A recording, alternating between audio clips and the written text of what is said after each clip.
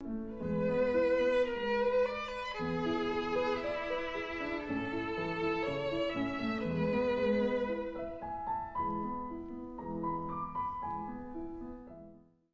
my view on dignity and having thought of it really comes from the Buddhist perspective on dignity, and I would emphasize my SGI practice with the SGI Buddhist group that I draw my understanding of dignity.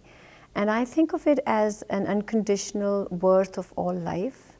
It's sort of a given, you're born with it. And so your very existence means that you have the right to have dignity. But what does that really mean? I mean, if I ask you that, we all believe in that. We all believe in the dignity of life, you know, on one level. But I think the deeper question really comes, for me, it was when I was facing a situation where I began to really think about, does that really apply to me? Do I really think about dignity on those, on that kind of a understanding that it's unconditional worth? And this happened in 1992 end of 1992 December. There were riots in Mumbai. I used to live in Mumbai at that time. And there were riots that broke out. Actually, the same year there were riots even in LA in April and May, in the summer of 92. And then in December they broke out against the Muslims in Mumbai, and I was living there, and it was really brutal, and there were killings on both sides, but of course many Muslims lost their lives, and Hindus too. And this carried on into January of 93, and I was really struck by how I felt as being part of the dominant group, that sense of safety that I felt, and I began to question, where is that coming from? What does that really mean to uphold the dignity of all life? At such times. And at that time, I remember President Ikeda, he wrote a poem, which was, I want to quote from that poem, if I may, and it's about, the title of the poem goes as, The Son of Jiyu Over a New Land. And I want to quote from that. He says, as each group seeks its separate roots and origins, society fractures along 1,000 fissure lines. When neighbors distance themselves from neighbors, continue your uncompromising quest for your truer roots in the deepest regions of your life. Seek out the primordial roots of humankind.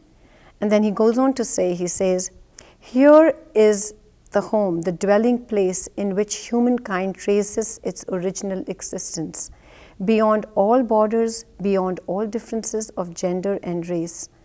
If one reaches back to these fundamental roots, all become friends and comrades. And so I began to think about these lines and realized that there was so much that I had to work on myself in terms of the prejudices that I was holding, the way I was thinking about certain groups, and that event actually really reminded me of the stories that I had heard growing up from my grandparents. They had moved from, which is now Pakistan, to India as refugees, and they were Hindus, and there was massacres between Muslims and Hindus during that partition, and a lot of my family members were killed.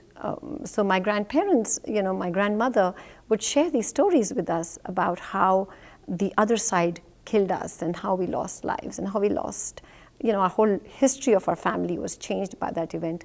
So I began to reflect that how I held those prejudices in my life as a child and had grown up with that. So I think for me, the greatest test of trying to understand that what is this primordial foundation of life? If this human dignity is the primordial foundation of life, then how do I know that I really feel that way? And I think the biggest test for me came when I moved to the United States and I met somebody from Pakistan. I'd never met, the borders are closed and there's not easy interaction. So there was no way to meet somebody from the other side. And I was in graduate school and I met somebody from Pakistan. And of course, you become friends because you're from the same region and you talk food and films and all of that. But you're very careful about not going into topics of politics or conflict. And so I pushed myself to have those conversations, to start those conversations with this colleague of mine who became a really good friend. And we started talking about the histories we were taught in school, how we were taught different narratives of the same event. In her narrative, this side was the enemy, this side had killed, and in my narrative, her side had killed.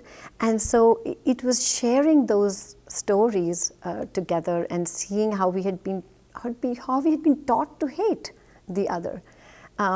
And we started reflecting on our own understanding of what does that mean to relate to the other.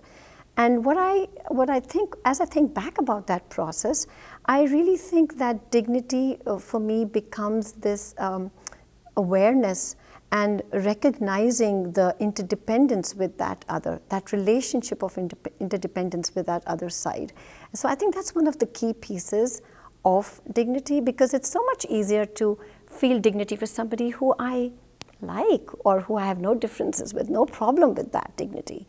But I think it's crucial that, and the test is really, can I feel the same way for people who I have differences with, who I don't want to talk to, who I turn my face away from, on a day-to-day even, leave aside groups, but on a day-to-day interactions. Can I bring forth that feeling, yes, they have their dignity too? And so I think recognizing that for me was the biggest shift that happened and became almost like a blueprint, like a foundation for the work that I do, because I realized, if I can do it with myself, with somebody who I've been taught to hate for generations, this is possible. It's possible to do it. And so I think from that, became the impetus to do the work that I do with children from conflicting countries, with teachers and educators from conflicting countries. And I think the process is just very rewarding. It's tough and it's hard. It requires that sense of I have to engage. I have to stay engaged.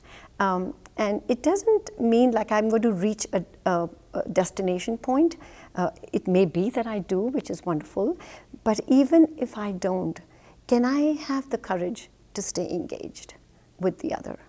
And that's been one of the most wonderful learnings of this process and reflecting on what dignity really means.